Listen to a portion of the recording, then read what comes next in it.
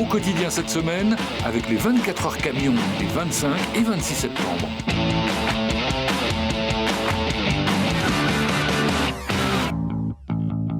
Bonsoir à tous, soyez les bienvenus dans votre dernier numéro de la semaine d'Au quotidien. Au programme dans un instant le journal, la météo et puis à 18h45 on va continuer la présentation des projets touristiques qui se lancent dans une campagne de financement participatif en lien avec Sarthe Tourisme et Kiss Kiss Bang Bang. Rencontre ce soir avec Anne Poignant, une naturopathe qui souhaite créer un lieu d'accueil dédié au bien-être et au développement personnel. On en parle dans un petit quart d'heure, mais pour démarrer, vous le savez, le JT.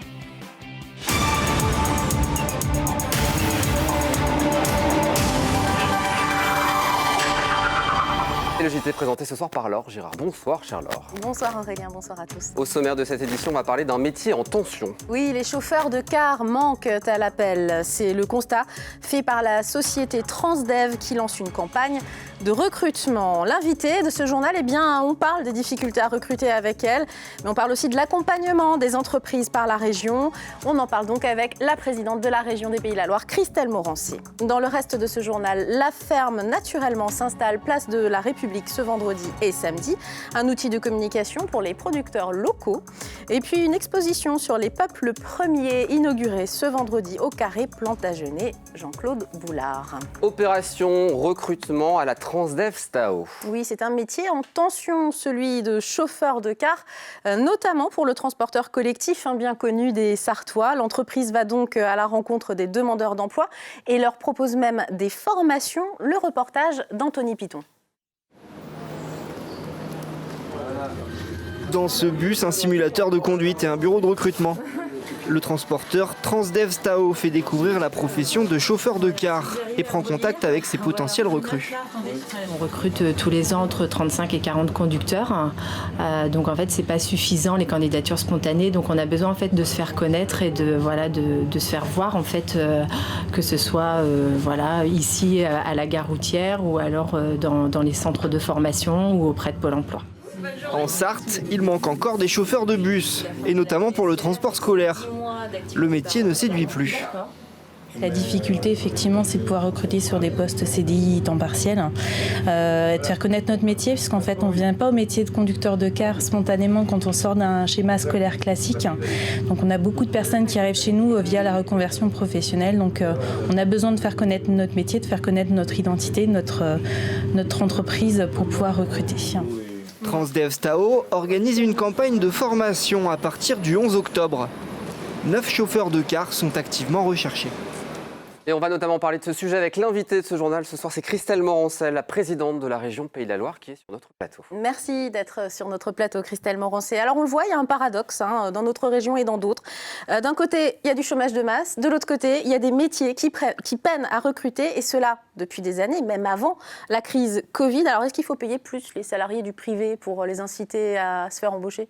Écoutez, c'est vrai que c'est l'actualité de cette rentrée de septembre, parce qu'il n'y a pas une journée où un chef d'entreprise me fait part de ses difficultés de recrutement, que ce soit chez les artisans, les TPE, les PME, les grands groupes, tous les secteurs d'activité, l'industrie, 4000 postes à pourvoir dans la région des Pays de la Loire, le bâtiment.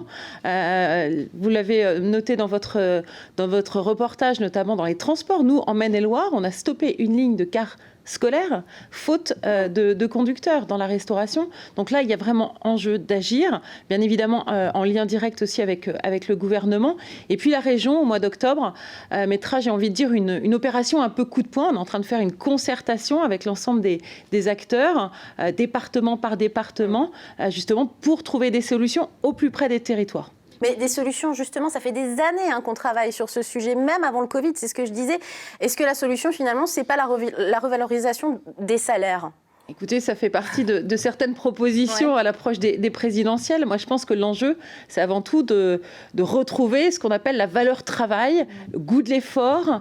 C'est le mérite. Je pense que ça, c'est un enjeu important. Vous avez fait une campagne là-dessus, au régional, sur la valeur travail. Oui, moi, je pense que c'est important. Au moment où, pendant la période des élections, on évoquait un RSA pour les jeunes, mais moi, j'ai une autre ambition pour la jeunesse, notamment lui ouvrir le champ des possibles et toutes les formations, que ce soit par l'apprentissage. Vous connaissez connaissez mon engagement sur l'apprentissage, la voie professionnelle, technologique ou générale, qu'importe. L'objectif, c'est vraiment que chaque jeune puisse trouver sa voie et surtout qu'on le guide. Je pense que ça, c'est important, vers les métiers qui recrutent. Il y a tout cet enjeu de formation, alors formation initiale, formation continue, parce qu'on ne fera plus le même métier pendant toute une vie.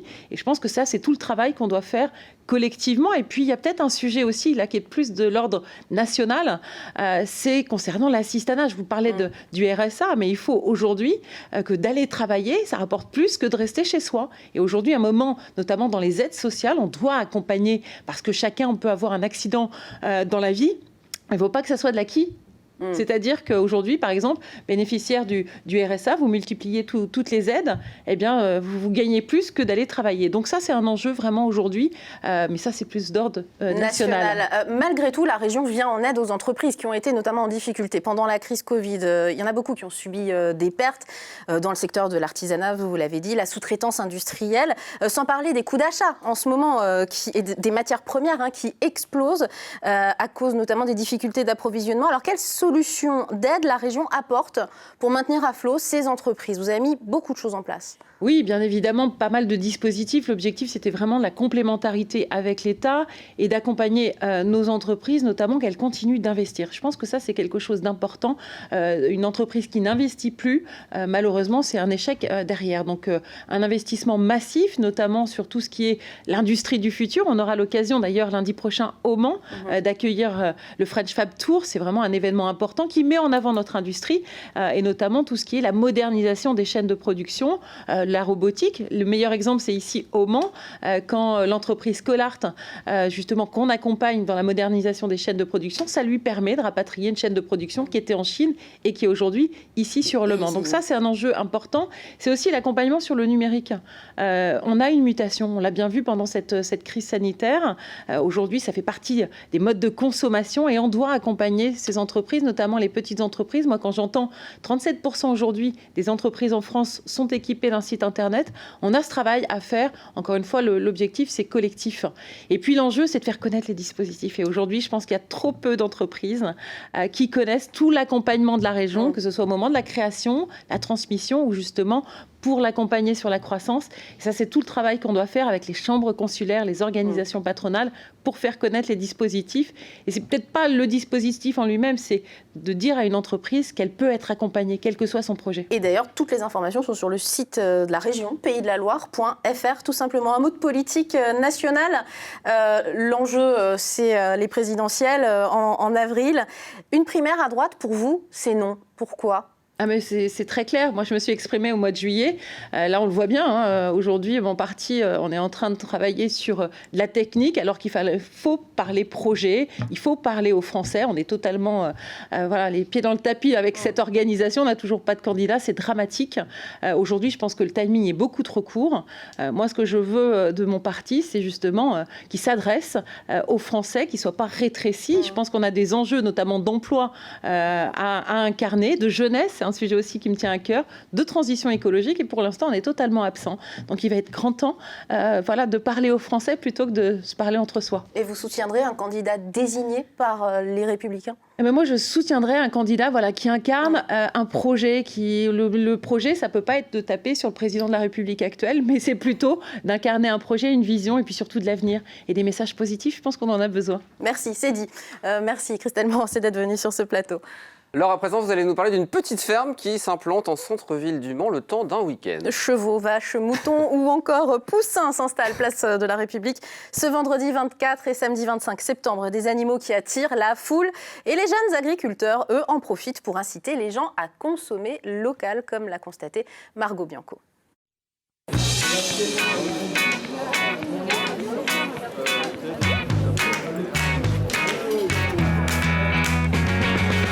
Pour sa 11e édition, la ferme Naturellement et son marché de producteurs attirent toujours autant les foules. L'occasion pour les agriculteurs d'échanger avec les passants sur leur quotidien. On fait notre métier du mieux qu'on peut pour nos animaux, pour l'environnement.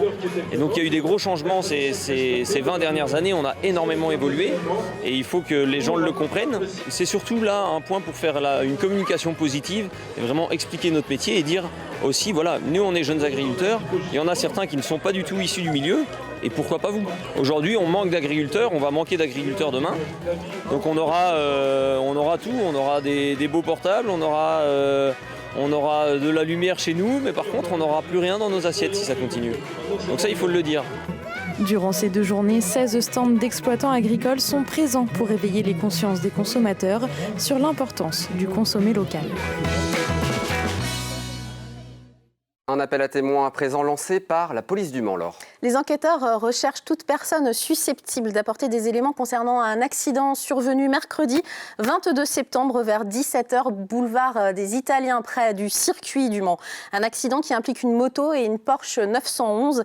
Le motard est entre la vie et la mort. Si vous avez été témoin et que vous pouvez apporter des éléments pour aider la police à comprendre ce qui s'est passé, vous pouvez appeler la brigade accident de la Sûreté départementale aux heures de bureau au 02 55 46 22 66 ou le standard du commissariat du Mans au 02 55 46 2000. Et pour finir, une exposition sous forme d'hommage à l'ancien maire du Mans, Jean-Claude Boulard. Aurélien, vous le savez peut-être, l'ancienne édile se passionnait pour l'ethnologie et notamment les peuples premiers. Et bien pour ses 25 ans d'existence, le Centre du patrimoine de la facture instrumentale au Mans, un centre de ressources ethnologiques, a monté une exposition remarquable sur les peuples premiers avec des textes de Jean-Claude Boulard comme support.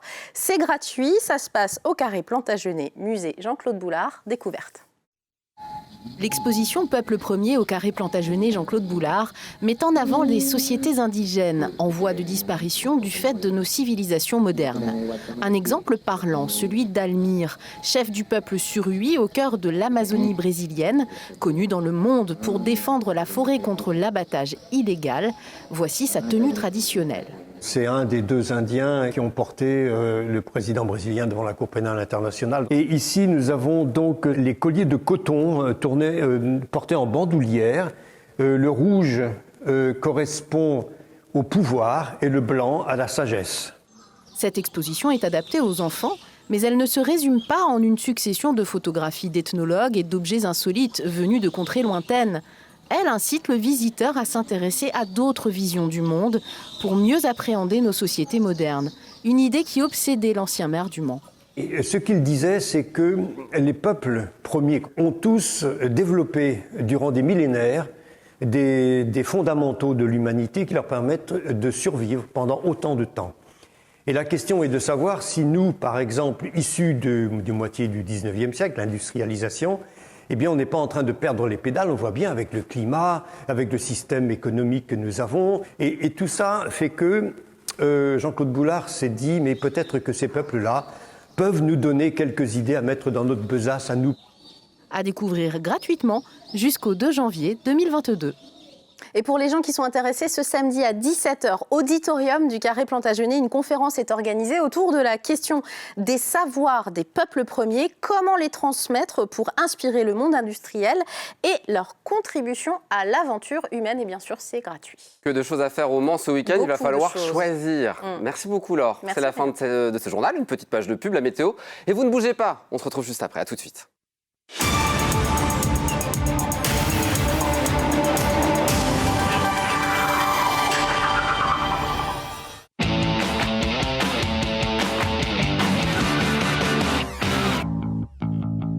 Au quotidien cette semaine, avec les 24 heures camions des 25 et 26 septembre.